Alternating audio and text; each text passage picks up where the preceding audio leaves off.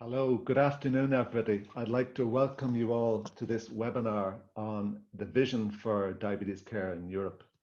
This is being hosted by MedTech Europe. This is the first of two webinars that we'll be holding on this topic. My name is John Nolan. I'll be moderating this session. I'm a diabetes specialist and I'm based at Trinity College in Dublin in Ireland. A couple of quick housekeeping things about how the format for today. The first, we have a panel here of 4 of the people who've contributed to this vision paper. I'll introduce them later. So for the first 40 minutes or so, the first part of the webinar, I'll be speaking to each of these panelists for about 10 minutes each. Then the second part of the webinar, the last 20 minutes or so, is time for you, the participants, to ask questions, to put questions to the panel. And I'll direct them. So I'm looking forward to a very good discussion at the end. When you want to submit your question, send it via the chat function and we'll see it there. And the session is being recorded. Just a little background on this vision paper. We released it just 1 week ago and we've had a huge response to it. It has really been great to see how many people have engaged. This is about the diabetes problem in Europe and the future of diabetes care. And as you on this call know, nearly 1 in 10 people in Europe now have diabetes. And as many as 1 in 4 working adults are at risk of developing diabetes. And diabetes leads to very serious complications, such as heart disease, stroke, blindness, amputations, and so on. And we know these complications are largely preventable. But still, many, many people in Europe suffer from these problems, and it causes enormous personal suffering and enormous cost. And diabetes care is increasingly being supported by digital technologies. We knew that when we started to plan this more than 6 months ago, pre-COVID. However, since COVID-19 has started in the spring of this year, it's been an immediate and an urgent trigger for adaptations in medical care. And COVID has underscored the need for much more integrated care for diabetes. So, given these developments, the question we posed to a series of 20 experts for this paper, for this vision paper was, what's the future of diabetes care? How do you see it? What will it be like 10 years from now? So that's the background to the vision paper. And today we have 4 of the contributors to that paper and representing a real spectrum of the opinions that have gone into the paper. So I'm looking forward now to taking you through some of the opinions of these people. And let me start first with Christel Schaldemose, who is a Danish member of the European Parliament since 2006. Christel has had a long-standing interest in diabetes and in the diabetes question in Europe. She has been co-chair of the European Parliament Working Group on Diabetes, and she's been a strong advocate for policy development in this area. And I should add, Christel is a live politician, and she's under pressure today because during this session, she's been called at rather late notice to present to a plenary session of the Parliament. So Christel will be with us for her own section now, and hopefully she'll get back to us for the question and answer session. So Christel, thank you very much for joining us on this webinar, and thank you very much for contributing to the vision paper. Let me ask you, Christel, to start off. Why did you get involved in this vision paper exercise? What motivated you to take part? What was it? Well, first of all, John, thank you for inviting me to this seminar or webinar, as we call it now. Well, what motivated me? Well, in general, I am very interested in seeing what we can do politically in order to give people with diabetes a better life, but also to prevent more people from getting diabetes. And this is something that I, as you said, has been working with for many, many years now from a political point of view.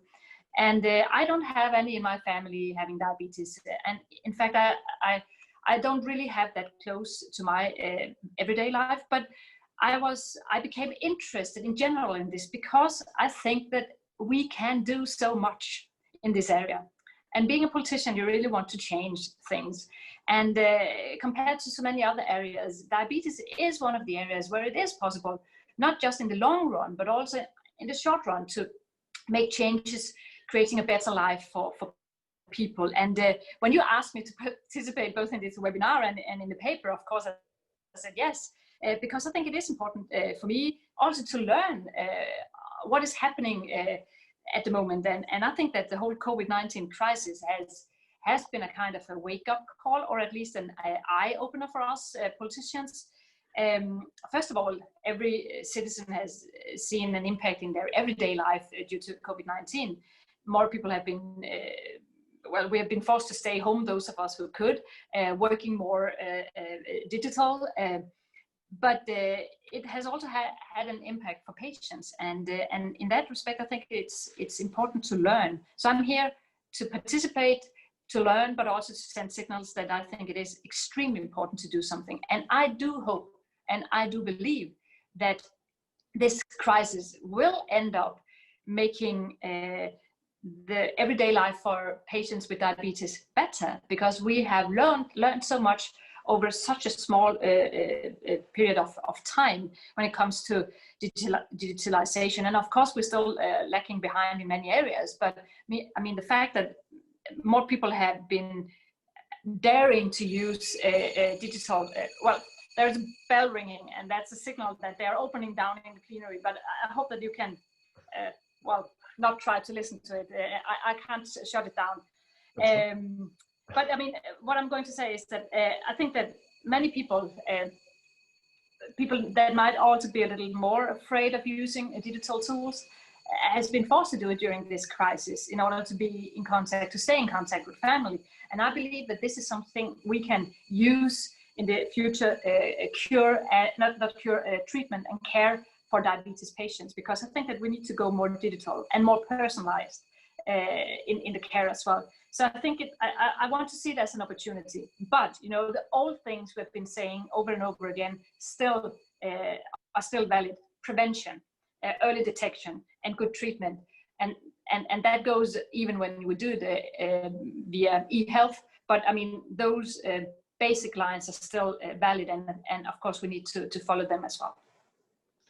So Crystal, that's great, and thank you for that. And we could hear the bell, so we know that this is real. this is live. Crystal, you're a policymaker, and you're an experienced politician. Do you think that these changes can or should be driven from the European level, or is it a national endeavour, or is it both? And can you tease that out a little bit for us? Well, I think it's both and.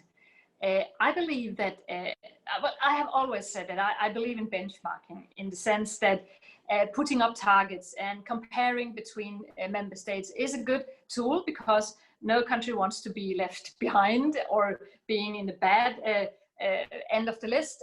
So I think that it will help. But I also think that we can learn from each other, and without having a cooperation at the European level, it's more difficult to learn. So I think that we need to share best practices. We need to collect data in a more standardized form. And I think that we will work on that as well, because we're working on a European strategy for data. So I think that we can do a lot of things at the European level, but still delivering is up to the member states. And here we still see some challenges. We have more rich countries, we have less rich countries. But again, I think that the COVID-19 crisis might have helped some member states when it comes to being more digitalized. They have to speed up that process, and I think, and I believe that it will help patients with diabetes.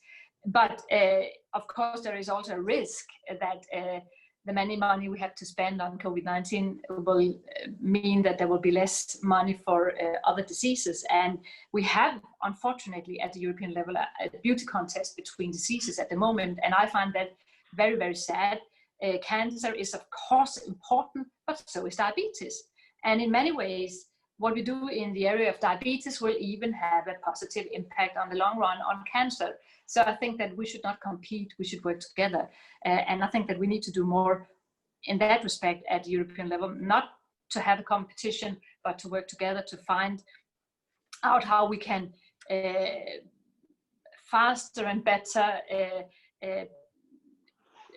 learn and have new medical devices at the market, of course, in a good manner. We need to make sure that they're safe and things like that. But I think we can do a lot of things together that will have a positive impact on many types of illnesses.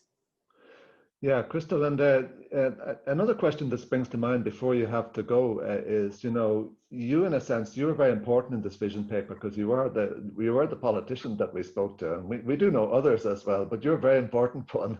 Are we doing a good enough job at explaining our message about diabetes to politicians like you? Do you know what I mean? Probably not. Yeah. Probably not. Because if all of us here today were better, it might have been diabetes that had been on the top of the agenda at the European level. So since it is cancer, we haven't done our job good enough. But I really have to say that I hate this competition because I think it's unfair towards the patients. But I mean, we need to do more. And I think that when it comes to diabetes, I've learned that myself. People tend to think that, well, they don't die. People with diabetes, they just have to live with it, and if they get the medicine, then everything is okay. But that's not true, because there's so many things we can do in order to give people a better everyday life.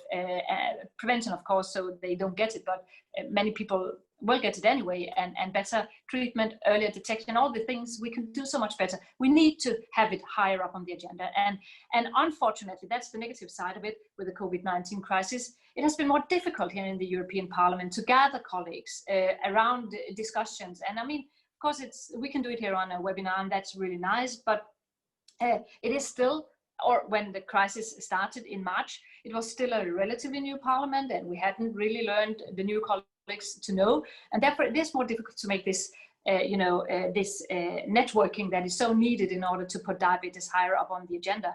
But I think we need, I mean, we need to do more, and we can do more.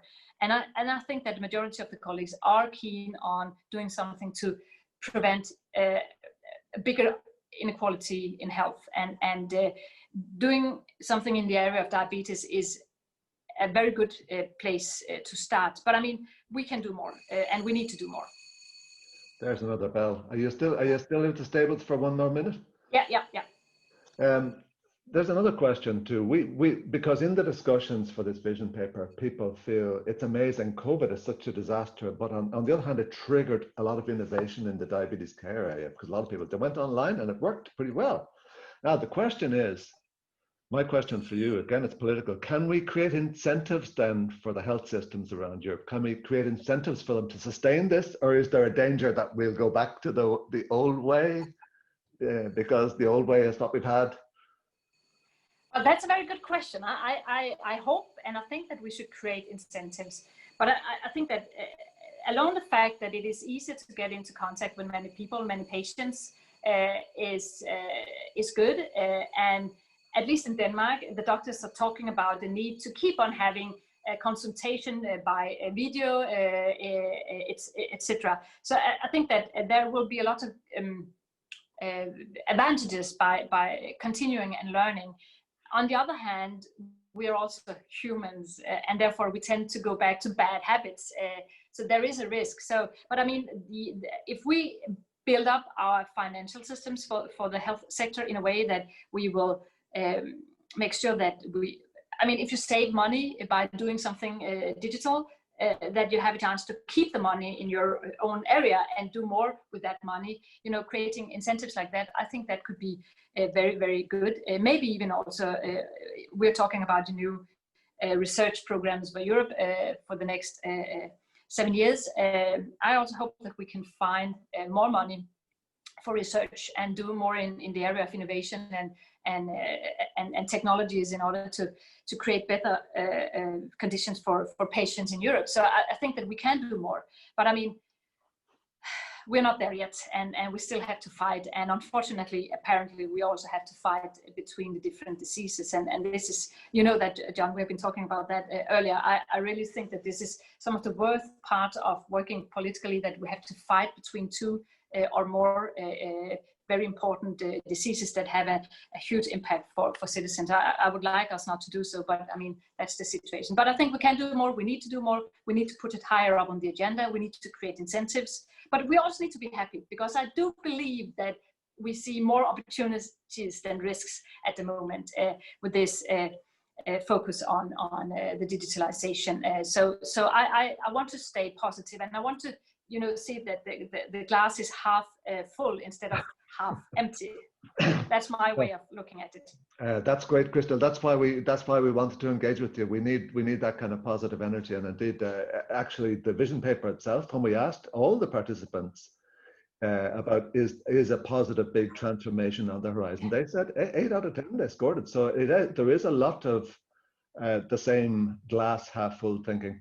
So, Crystal, I think we should probably let you go because you're being called to action there. Thank you very much and for participating. And maybe we can see you during the questions and answers later because we highly value your input. Thank you.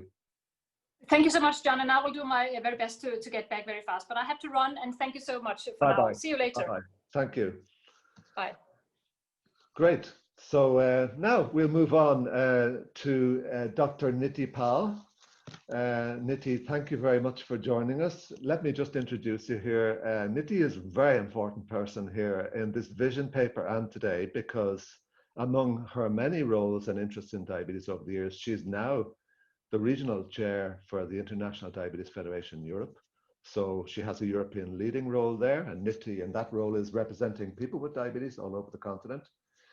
She herself is a doctor and working in an inner city practice in the West Midlands near Birmingham, I think, and that's a pretty busy day job, I'm sure. But she has a fantastic track record of innovation in health, and particularly in the diabetes area. That's in general practice, it's in hospital practice, and it's not just in the UK, it's also especially in India and other parts of the globe. So Niti, thank you for being part of this vision paper and for your energy and also glass half full approach, I would say. And we're very interested to hear your thoughts for this webinar today about the future, where this vision is going. Can I ask you an opening question, Niti, from the perspective of the people with diabetes around Europe?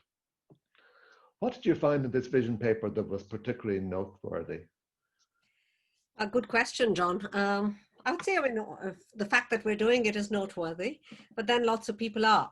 So from a patient's perspective, and thank you for your introduction. My kind of lasting passion has been democratization of healthcare. My son has type 1 diabetes, hence the NGO work with diabetes. We've lived with it for 27 years. And I'll just bring the patient voice into this, just from the fact that we as a family have lived with this for so long. And I also chair a health technology accelerator incubator in London. So that's, I curate maybe 50 to 100 digital startups, healthcare startups a month. So, I see a lot of people coming out with bright ideas, which never see the light of day. So from a patient's perspective, really what has shifted and what's turned and what I see in your paper is putting the patient at the center of this digital transformation. For years and years and years, my good friend Bastian Hock, I see is on the participant list and probably on your call next time, has talked about this very eloquently. And our youth leadership lab, which we run at IDF Europe, with many, many participants, these are not kids, these are young people with diabetes who run their own lab, talk about this. And this is about the fact that access is really important to people. Whether you like it or not, it's not about access that a health system defines. It's access that a patient defines or a person with a condition defines.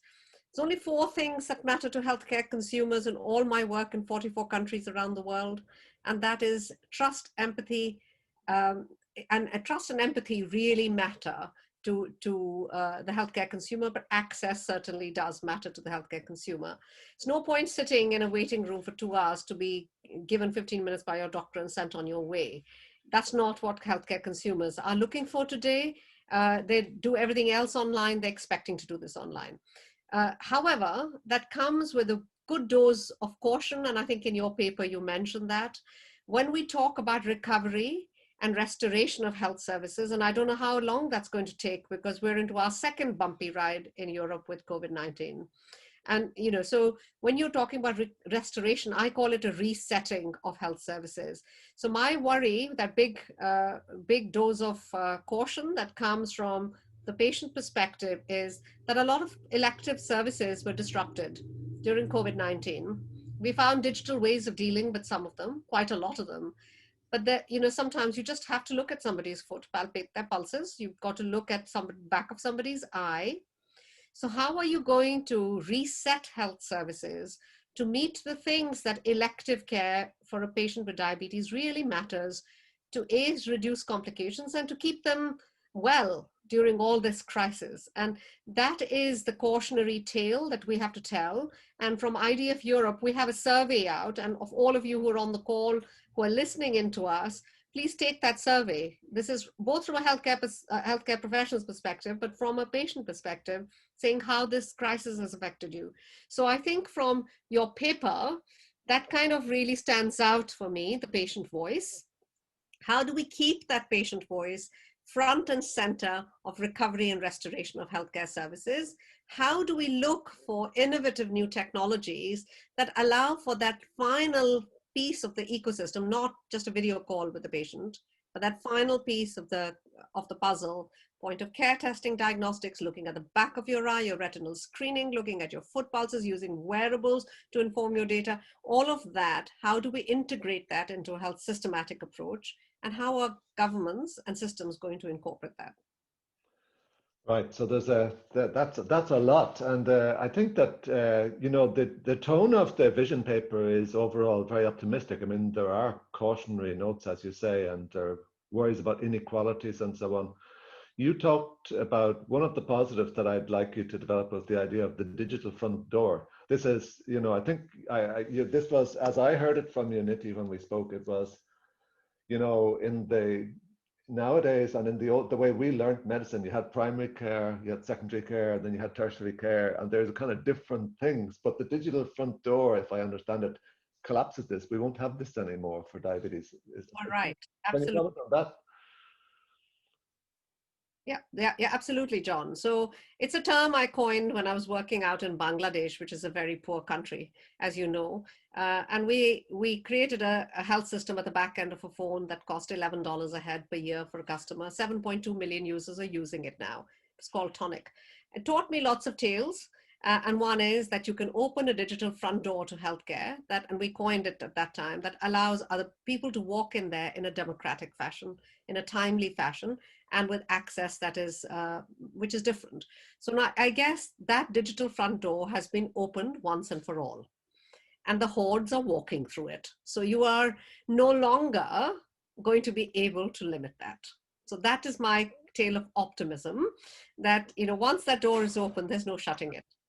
So if you try and shut that door now, your patients, your consumers are really going to tell you a thing or two. They're not going to like it if you shut that door now, because they're in there. So well, sorry. Sorry, Nita, I hope you're right, but in a sense, it's like a revolution in a way, because although it shouldn't be a revolution, but things like e-prescriptions, convenient video calls for when you don't need to see someone face to face, this has come in now and should have come in probably years ago. But how can we keep that going? I mean, you say we can't close that door. In practical terms, I'm hoping you can't close that door. I always live in hope. I'm a grand old age of 60, and having worked in healthcare for 35 years, I still live in optimism. So from a patient perspective, I think, how do you keep that door open? I think as patient organizations, and with 80 member associations across Europe, IDF Europe is going to do its utmost to keep that door open for customers. And we're going to carry on banging the doors of the likes of Crystal, who's been a great friend to IDF Europe, and to other MEPs and to MPs within your own countries to try and get that across. So that's one thing that from a policy perspective, we're really going to be banging that drum. We're publishing it. John, this paper has really opened that door for us. And we'll be looking at other pieces of thought leadership that brings that out.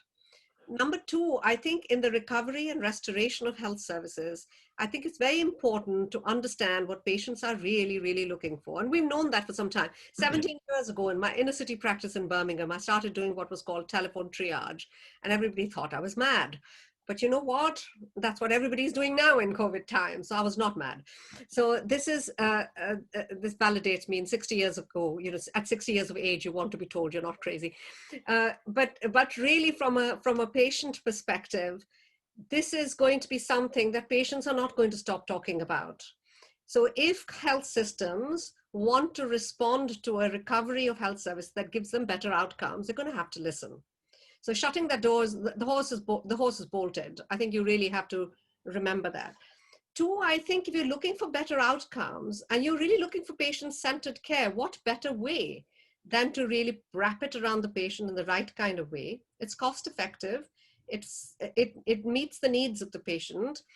And if you look at the health outcomes, particularly around some of the things that I'm seeing develop in worse off economies. You know, in Europe, we have very, very mature health economies. We've had mature health systems. We've got payers that actually pay for some of this stuff. You should listen to some of the tales of woe that come out from other countries. But actually, I've learned a lot from those countries, because what they're saying is, you know, we're going to meet you where you want us, is where the consumers want to meet you. And I think that's the challenge we have. And we're going to have to meet our consumers where they want us to meet them. Our citizens, and to politicians, nothing is more important than their voters, I would hope. And if the voters are asking for this, I think health systems are going to have to respond. The second thing that I think you're really going to have to, which will stop this, is payers getting their act together around paying for some of this. So in the past, there was no regulation. I mean, Germany has just brought out a wonderful bill, and I think you guys are going to talk about it. Others on the panel will talk about it, around the regulation, and saying that actually, finally, you can issue a prescription on the phone. Wow. You can now send an e-prescription out. And I think the next step will be to be able to do all the other stuff that we do in a face-to-face. The regulation around that will make it easier, and governments have woken up to that. And as soon as the payers start paying for it, I think it opens up a whole, and I was on a call with Reuters yesterday on innovation in the US. And again, payers weren't paying for some of these consultations, but they are now. So there is nowhere else for people to go. Where do they go when everything else is shut? So I think that sounds good. Sounds like there's a sort of a high level of potential energy generated in the last few months. And Nidhi, just a final thing to say to you. I mean, we'll come back during questions and answers, of course, but we had, as you know, we had great input in this paper, especially from Bastian Hauk and Katharina Braun, two very strong European advocates for people with diabetes. And part of what came from them, I think their contribution was invaluable and is invaluable, but part of it was also different kinds of quality of life markers that we haven't always been good at paying attention to in diabetes care, like, for example, quality of sleep, time in a safe range of glucose, and so on. What are your thoughts about that? Aren't we going to also have to adapt to those kind of outcomes? Yeah, for sure. And I guess that's such a big question, John, in terms of banging that drum for some time over the years about patient-related outcome measures. You know, what you measure as PROMs or patient-related outcome measures, in a sense, up to now has still been system-led. It hasn't been patient-led. It's all been, so quality of life, you know, is a validated score, but that's the only thing we use. You know, why not all the other stuff? So you're quite right. And the G20 have looked at value-based healthcare as a big thing. And it's one of the subjects that I talk about and I read about quite a lot. And I help many health systems in my other role, my other day job of universal healthcare delivery, do quite a lot of that work. And they talk about value-based care and what value it is to a customer or a consumer. And we've really not paid much attention to that in the diabetes world. However, diabetes lends itself very well to starting to look at that. So I guess, you know, my esteemed panel will have a lot to say about that, particularly the doctors on this. But I think they have to view it very differently, as Bastian and the others point out. My son points out to me is very different. You know, the quality of life for a person who loses their license is probably, you know, because of their diabetes, is probably the most earth-shattering thing that happens to that person, losing your independence. Now, if that's what we measure, then, you know, how do you start to look at that? I think secondly, also, patients have decided to take some of this up themselves. So all the open APS systems, the closed loop systems we've seen developed, it came from a patient movement. They didn't come from the doctors and nurses, and they certainly didn't come from the the device and technology world. It came from patients, and they said, well, the hashtag is we're not waiting.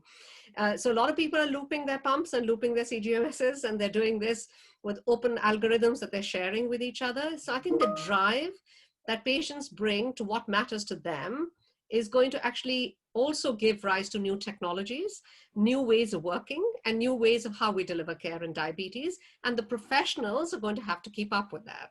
If they don't keep up with that, they're going to lose a large chunk of how they interact with their patients. And across Europe, we find this really variable in different healthcare systems.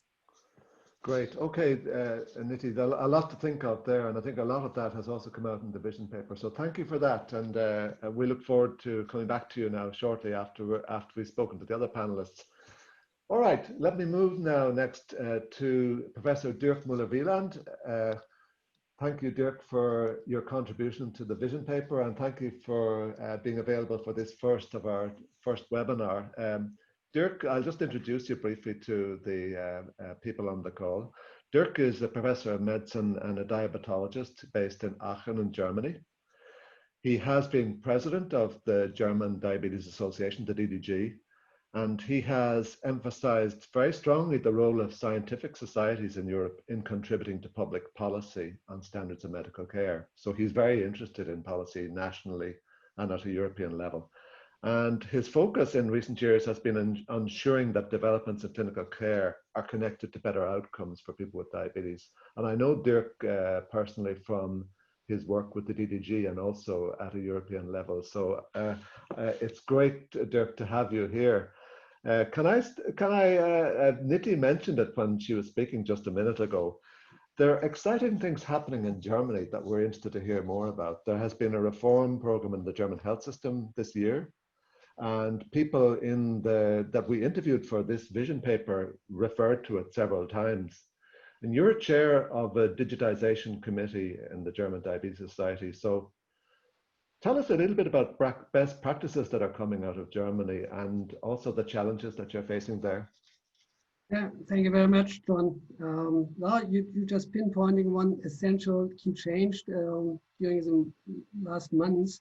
And perhaps I have to give in one sentence a little bit of background to the audience, because what is, I think, quite peculiar or specific in Germany is that the in-hospital care is completely separate, organized and financed from the outpatient care, which is a little bit different to other countries. So these two parts we call different sectors of medicine. So now it's very obvious if you think about patient paths and patient needs, that one major issue in the further development, not only in the digital transformation of healthcare systems, but anyway in patient care in Germany, is the communication between the different sectors, between in-hospital care and outpatient care.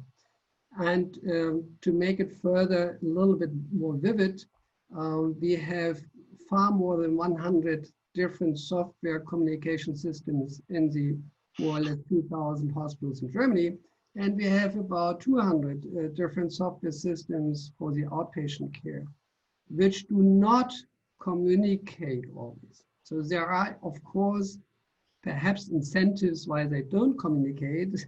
But of course, the first issue is that we need the interoperability between the systems.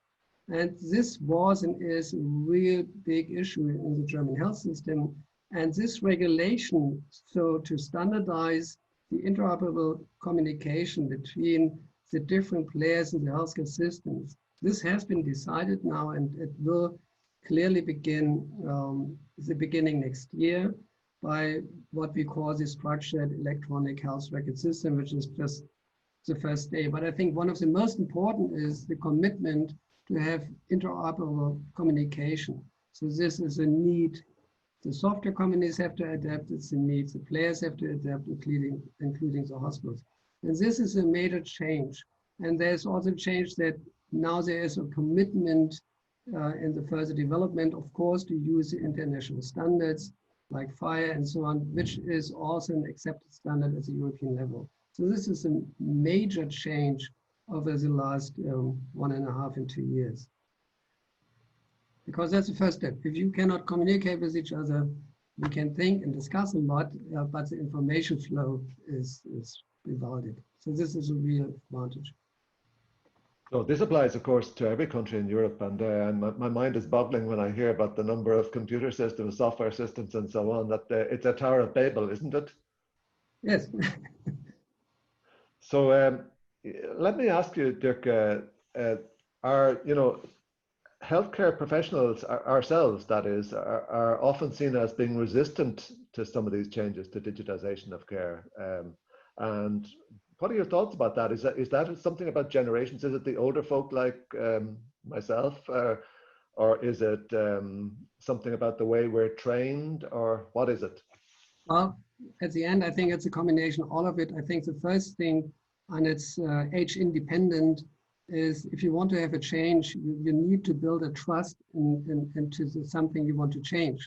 So if the communication is more what could go wrong or what is dangerous or what could happen, of course you don't build up trust. And I think everybody is willing to change if they trust that the outcome is better than what we had before. And I think, again, that there is a major change, not only on the patient side, I think also the doctor's side.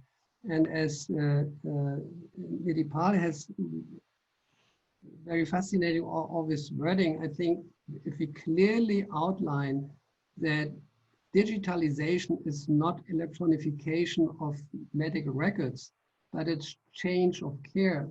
So putting the patient needs in really into the focus, and the medical healthcare system has to be organized around it, or not the other way around. The patient has to cope with the healthcare system.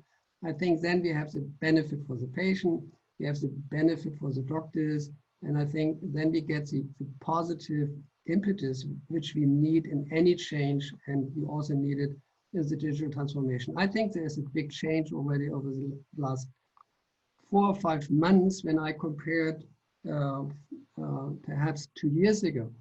So the next issue, I think, for resistance is, of course, a very difficult issue of data, not only data safety, data use. And that's why I think that the European impetus for strategy for data, the strategy for data in Europe is very important. But we have to be aware that the legal issues in Europe are different than in different countries. This needs an open communication and not a destructive communication. And again, if we think from the patient, because that's the solution for digital transformation, then also in the medical community and also in the political community, I think we clearly have to state that the digital transformation and the work with the data is the only chance that we will have pretty soon the possibility to have a full data set accomplishment in patient care.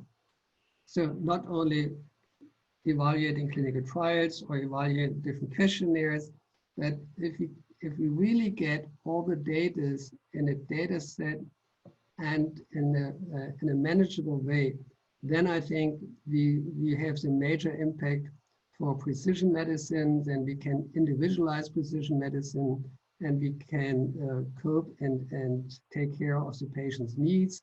And not every questionnaire is the right questionnaire for every patient, so we can get the real patient-related outcomes, which is in addition to the medical outcomes. So it should not go vice versa, but it's becoming better and better.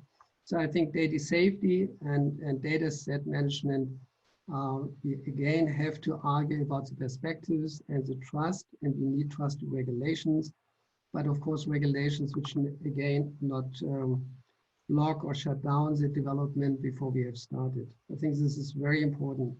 And the moment, again, the doctors and the patients realize the benefit, they will be in favor of the digital transformation, and then the politicians will be in favor of the transformation and so on. So I think it's a complicated process. Industrialization didn't win in 2 years, so I think but we're on a good way, I think. Well, thank you, Dirk. And then in Germany, I mean, we're very interested in that you have a new law in Germany this year about digital care. Isn't that correct? And I'm interested to know a couple of things. Firstly, how did you manage to persuade the politicians to do that? And what are the practical effects of that in clinical practice? Does that make sense?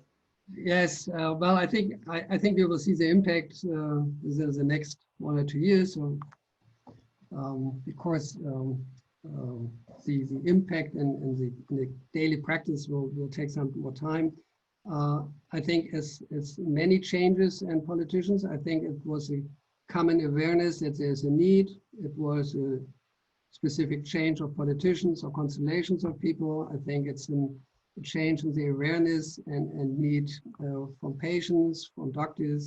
And that's, I think, why changes were possible. And as I tell you, if you make one or two major decisions, like you don't accept that systems don't communicate, that's a political decision. And the moment you take this responsibility and decide that this is not the way we will go into the future, meaning that all partners, industry, politics, science, need interoperability, then you, with a major decision, you suddenly have a jump in change. And this is what's happening in Germany, I think. Of course, there was a lot of resistance, but I think that's you have to cope with the resistance on that, but I think the benefit will change. So it will change, yeah. I think it will change the market access for digital devices. Of course, there's, again, a lot of discussion about specific issues, but yes, compared to 12 months ago, we have the regulation for digital devices. We have at least an idea about the market access. We have an idea about reimbursement procedures.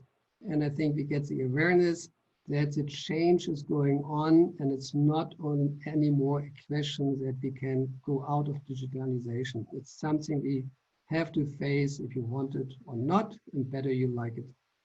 No, that's good. That sounds good. I mean, the thing that's come across to me so far, and it also, when preparing this vision paper, is that there is actually a lot of momentum. Something has happened since the last time we spoke in person, Dirk, a year ago or so. Something has happened, and it is really moving, probably accidentally triggered and also catalyzed by COVID as well.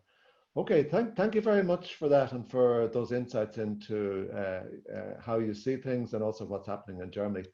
Dirk, I'll move on then to the last of our four panelists. Last but not least, we have Slobodan Radomio, who is here representing MedTech Europe, the diabetes grouping of companies within MedTech Europe, and Slobodan is chair of that group, and he works for BD, Diabetes Care. So Slobodan, I'm very interested. First of all, thank you for contributing to the vision paper, and thank you for hosting us for this webinar as well. I'm really interested in your thoughts representing the industry. The people we spoke to for this vision paper talked a lot about the changing roles and dynamics in industry with changes in diabetes care. What do you think are the biggest changes that are happening on the industry side, Slobodan? Yeah, I think it's never been as exciting, on the industry side. So first of all, I think the technological advancements have progressed to the point where one can really make a difference. And maybe I'll give a couple of thoughts about that, right? But consequently with that, what industry is also very cautious about is the data privacy, security, and the trust. Because, I mean, panelists have said many times that, person living with diabetes is in the center of everything. And that's of the paramount importance, right? And the third thing, where the industry spend a lot of time is really about safety and quality, because that's, again, the key component of everything we do, but also the access, right? So if we all know, like, living with diabetes is like very delicate balancing act, right? You try to keep your glucose level in range, and assuming you are a person, that use the insulin as a therapy, how this works is like you have to measure the glucose level multiple times a day, knowing that, based on science, we know there is around 42 parameters that actually influence your glucose level. And so imagine if you have to do that a couple of times a day. If I'm a mathematician and you give me a 42 parameters and tell me to predict something, maybe I'm able to do that. But to do that multiple times a day for people that have normal life and have to take care of the work and the family and children and so on, it's not an easy task, right? And once you are able to measure your glucose level, like you diagnose where you are at a given point in time, you have to define what therapy you're going to give to yourself. And there comes another complexity to that, because you have to judge again what dose you have to deliver in the insulin, knowing that there is the response time that's kind of delayed. And so life is not that easy, right, on a daily basis. And this is where technology actually comes to aid. And so what's been happening on the technological side? So on the sensor sides, technology that allows you to measure glucose, there was a lot of advancements. So we had, we moved far away from being able to measure the unit, to be able to give direction to the people, to be able to actually provide a full trend so they can easily go to their healthcare provider or advisor and show their trends response to the therapy that they were given. And that made the impact, right? But really now what's happening on the insulin delivery side or on the drug delivery side is we used to have, in majority of the cases, people used to have pens and the needles, and in some cases, access to the pump. But recently we have been able on technological side to make the pens intelligent, and we have been able to make better pumps that are more simpler to use, with the intent to be able to actually capture the information about the dose people deliver. So why is this important? It's important because, again, with all this complexity of managing diabetes, one needs to try to find correlation between the glucose, the measurement, the response of the body, and the delivery you deliver. And, convergence of technology, ability to be able to correlate the glucose level with the therapy at any given point in time, do that multiple times a day.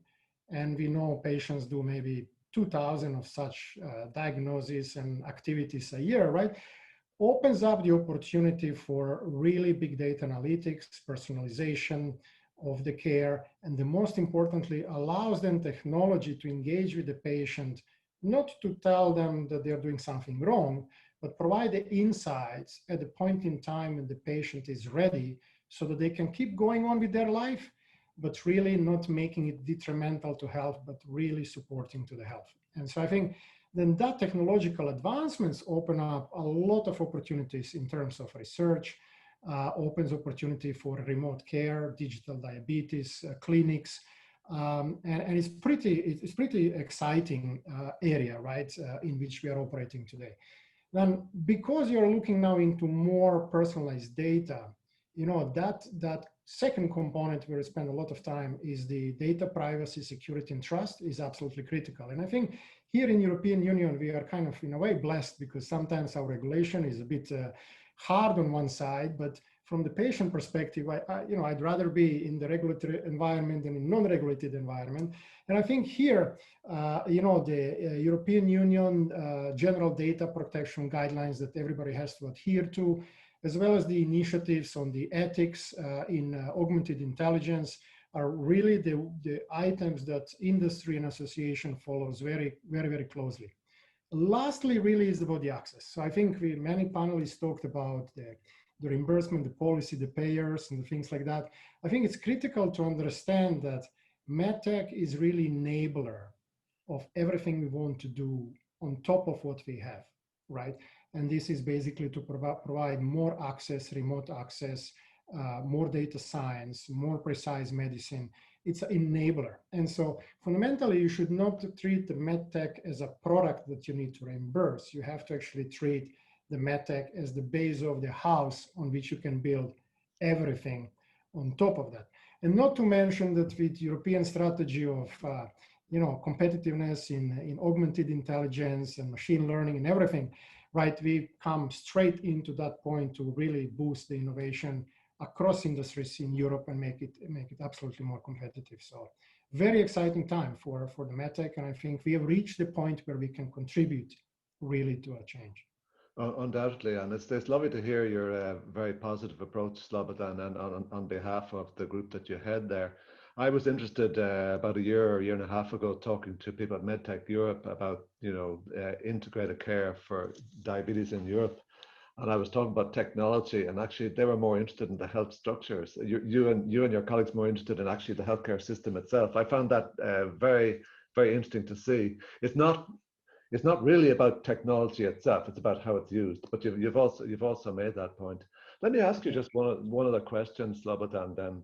It's interesting, for example, this project started before COVID, and then I think we were about 6 weeks into planning this, and the next thing we had COVID, and we didn't know what to do. But funnily enough, it triggered an amazing amount of new thinking and also new practice that just happened, as we've previously said. But what about the future now, the coming decade? How do you think MedTech industry and say MedTech Europe will be involved in diabetes care? What's going to be your role in this? Yeah. So maybe just to connect to what you mentioned before, right? If you talk to anybody in the MedTech, people will tell you when they think of what we try to do, first always is the customer. That's just an absolutely normal thing to do. But we reason in terms of universal healthcare needs. Like everything you try to do is about how can you enable more access? How can you provide support for better outcomes? And at the end of the day, we all understand we have to pay for it. And so the question is, how can you make it efficient so it's actually sustainable and scalable? So I think this is what guides the association and everybody thinking about it, right? In terms of the past and the future, how we look at it, I think Niti mentioned that at one point in time, the customers, the patients, the people living with diabetes themselves decided to crack the system by trying to connect the dots, right? And I think, as I mentioned, not everybody had access to the pump and the sensor. Now with the new technology, more affordable technology, let's say digital pens and the flash glucose monitors, and blood glucose monitors and connectivity, there is a paradigm shift in ability for people to have access, right? Assuming proper support from the payers and the policymakers. And I think going forward, it's crystal clear. I mean, we had this technological perspective maybe 3-4 years ago. Where is this heading to? But now with the COVID and everything, I think, as you mentioned, people realize there is a real problem because people don't have access. They're afraid of reaching the hospitals and so on. So there is a real sense of urgency that's going to make a difference. But for us, it's really, how do you contribute with your data intelligence to value-based healthcare, where you try to improve the access and outcome, but at a manageable cost? The other thing is really how you drive the personalization. First, for the patients themselves to be able to manage better, because they will never have access, all the time to the hospital environment, to the specialist. And then most importantly, how do you make the healthcare professionals more ready to provide the support, inclusive remotely, more frequently, so that the outcomes are improving for the patients? So I think enabler is what comes to my mind. Really, the MedTech is a part of the solution. It's really enabler on which you can then build all the other layers of the solutions. That's good. Thank you, Slobodan. That's a nice term, actually, the enabler. I think we should all actually be enablers in some way, but that's a nice reflection from the industry. Okay, thank you very much, Slobodan. So now we're going to finish this sort of first formal part. We've spoken to each of my four panelists today. Now it's time to move over to question and answer sessions. So this is a chance for everybody who's on the call, and there are quite a lot of you out there. Send your question using the chat function, and those questions will come through to me. So while you're thinking about that, why don't I ask one to everybody here on the panel. This cropped up in the paper. Somebody said, this is the end of the routine clinic visit for diabetes. It's the end. I think they actually said this is the death of the routine clinic visit, because in the old days, when we were medical students and young doctors, people came every 3 months to the diabetes clinic, which in a way was kind of not great because it was only a short visit every 3 months. But several people talked about that. So is this the end of the routine clinic visit for diabetes care? Anybody like to take that one? Niti. Go on then, I'll have a go at that. I was never in favor of routine clinic visits, full stop, having been a commissioner and a payer of healthcare in the UK NHS. So I don't think it'll be the death of the whole clinic. It's how that clinic is going to be organized, right? That clinic is, if we really think of it from a patient perspective, it should be organized around when the patient needs it, not when the system needs you to come in to satisfy a requirement, right? But we do need to follow up those at risk. So in Europe, we have lots of data to use it properly, to bring in the people we really do need to see routinely. We do need to do that. So risk stratification, using analytics to actually bring in the right people on that routine clinic check is going to be an important one. To just asking patients how they'd like to be seen. I can remember my young son, and he'll kill me for saying this on this call today, but I'm going to say it anyway. He marched into his clinic when he was a young patient with diabetes, and he was about 8 or 9, I think, at the time, and he said to his doctor, he said, "Why do you ask me the same questions as the nurse? And why is the dietitian asking me the same questions? And you make me sit here for 4 hours," when I could have been playing hockey. So why can't you all see me together and spend 1 hour with me rather than all of you seeing me separately?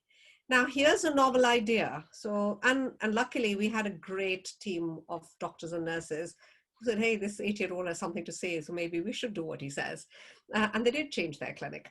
But, so we do want to hear from everybody in IDF Europe about how patients want to see their care delivered for the future. And it may be the death of the routine clinic, but a different kind of a routine clinic that comes out. Whatever you design, whatever you do, just remember what the patient actually is looking to get out of that visit as well. That sounds very good. Let me now. I have some questions here from out there from the audience today. Here's the first one. This is open source initiatives seem to be a good way forward, and the questioner is talking about open apps, artificial pancreas system for type 1. How can we advance the legal frameworks to support those open source initiatives? Any thoughts on that? I don't want to hog the conversation, but I do have a thought on that. And you might have a thought on that, Shobhan. Why don't you have a go first? No, I think, look, it comes back in my mind to question of the trust, the security. And I think there has to be, open source is a great initiative because people articulate the fact that they're not happy with what they have today and they need more, right? And we know as the industry, as I was mentioning, that really what's critical is not to look at technology in disconnect, but to look at the solution as a whole, because that's the only way you can enable a better care. I think here, some form of regulation that defines how do you exchange the information. And by the way, this already occurs in the industry in terms of partnerships, even more than in the existing environment, because between different companies, you can exchange informations in order to actually create more value, right? But I think if you want to scale this up, this has to be standardized, regulated, and industry definitely is looking already proactively in solutions that can enable that. So I have a thought on that, John. Having been at the OpenAPS community in the Silicon Valley when this whole thing took off and been there twice, to really understand what this was all about, what the fuss was all about, is, again, I think that horse has bolted. I don't think you have a choice but to engage with that, both as a healthcare profession, as a medtech industry, as a health system. That horse is bolted. And for the first time, when I went there about 1.5 years ago, the FDA were very much present in that conversation. So they came into the conversation. So taking your, Slobodan, just taking your point across, is that the regulators have to engage with that. You can't sit separately from the politics of that. Again, the horse is bolted, patients are going to use it, and if the regulator doesn't walk into that with an open heart and an open mind to actually sit there and be part of that conversation, I think Europe will suffer. And I think patients with diabetes will suffer. So I think it is a really important conversation to have, but it's important to come in it with open eyes and an open mind. Not just, I'm coming in here just to regulate you, but I want to hear what you have to say and how am I going to work with you to regulate this space, which is brand new for me. The regulator, the FDA hadn't a clue how to deal with this. They were completely flummoxed on how to deal with this, but they opened themselves up to that and now they've learned. Yeah. And maybe, John, just to add one thing, right? This open source started by trying to connect the pumps and the sensors, right? But you have to, people need to understand that, let's say, access to the pump is very, very limited. It's not more than 2% of population worldwide has access to the pump. It's the 98% of population that we think will benefit from the new technological innovation, which is how do you make the pens digital and intelligent? Because then you can start creating these interconnections for the vast group of people And then with the vast knowledge, you can speed up innovation. You can create patterns of behaviors. You can create a miracle, right? So I think that is what's happening now technologically that would enable this acceleration even more. Sure, and I'm thinking about the digital front door again that Niti talked about. I like that term, you know. It's not just the technological things that we use, but also the data, you know, the health record. You know, the open source health record is one where it's completely open to everybody, person with diabetes, primary care, nurse, etc. But we don't have that, as we've heard today. I said there's a good comment here from Bastian Hauk. I'm just going to say it. It's just a comment. Those that will not change to open ecosystems will be the Nokias of tomorrow.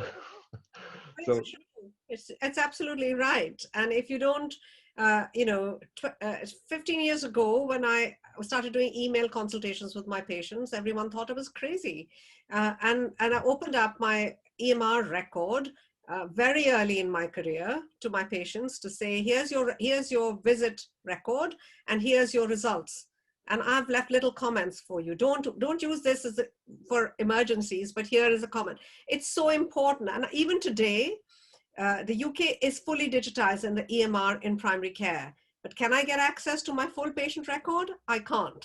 Why not? It's because healthcare professionals have buried their head in the sand. I'm sorry to say that, but that's what ends up happening, is you're worried, and for good reasons, healthcare professionals are worried. If I gave access to the whole record, what's the patient going to make of it?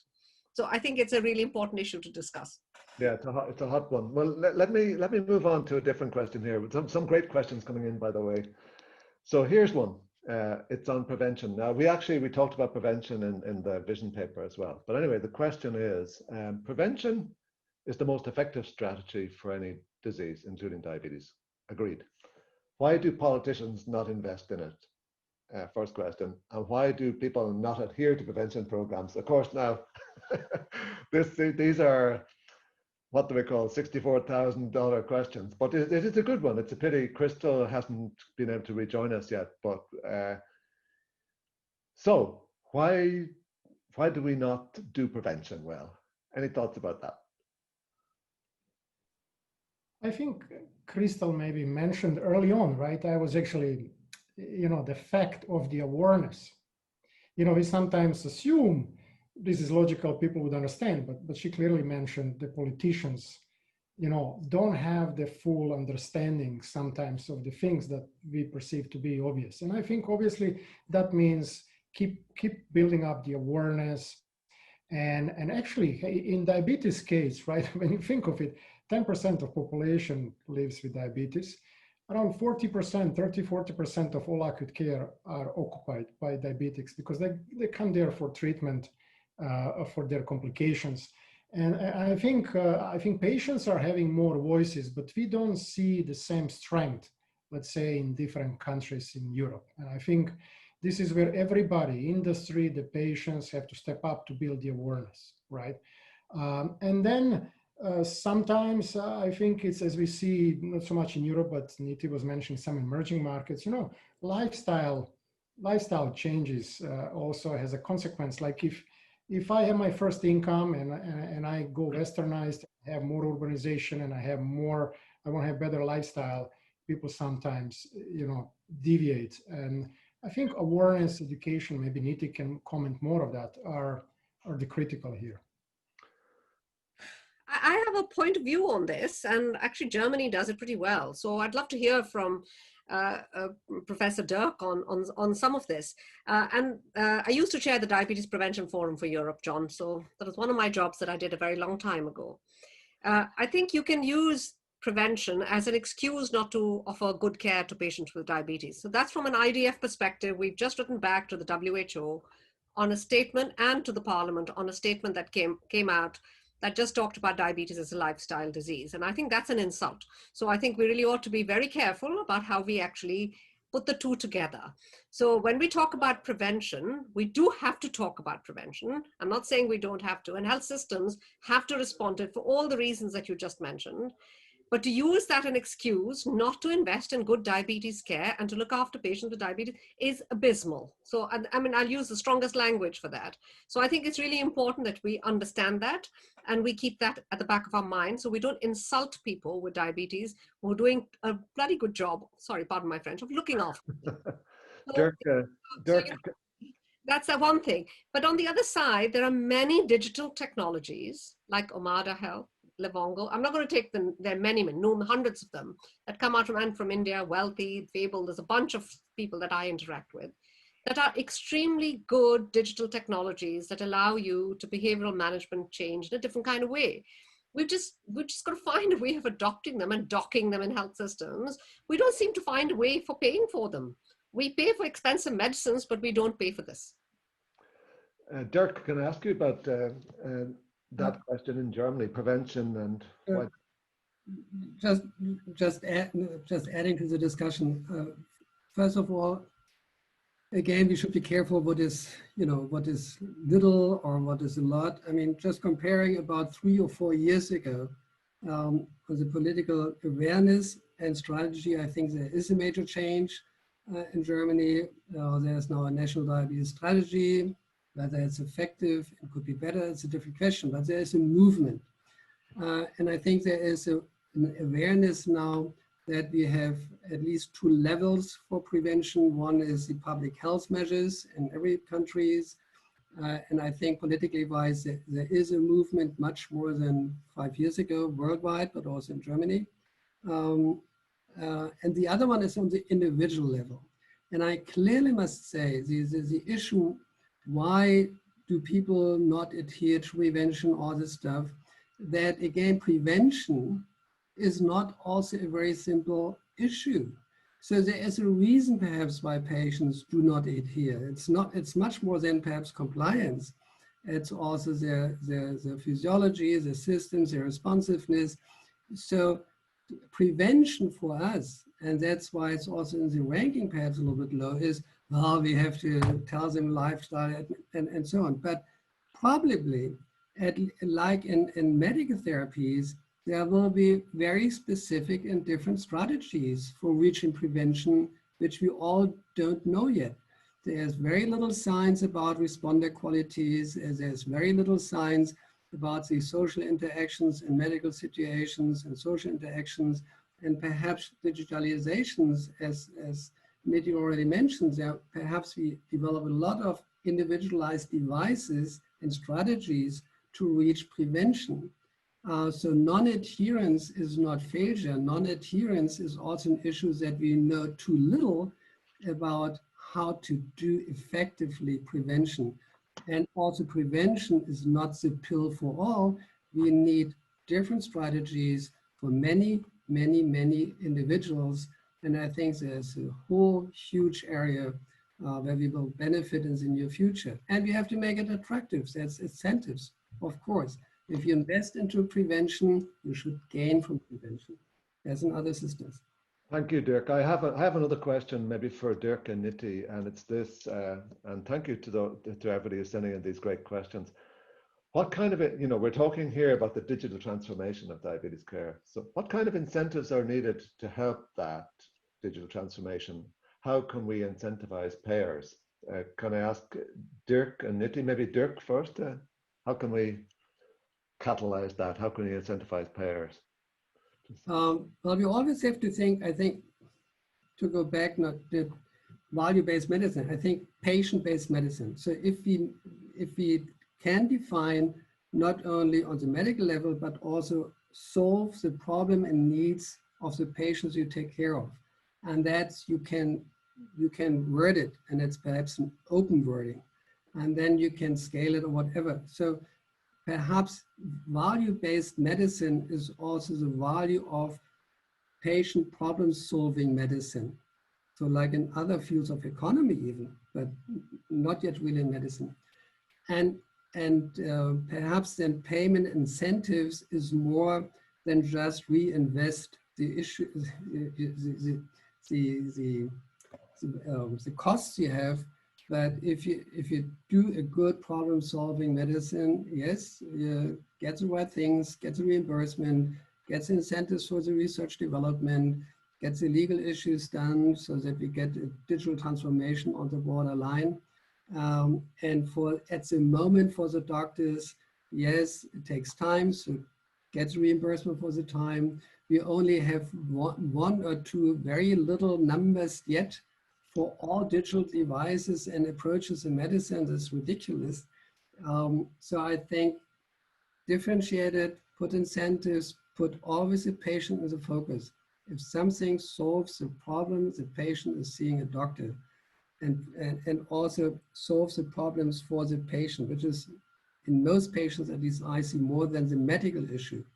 Then I think we are on the way for the right incentives, and it's much more complex than to have one or two numbers. Yeah.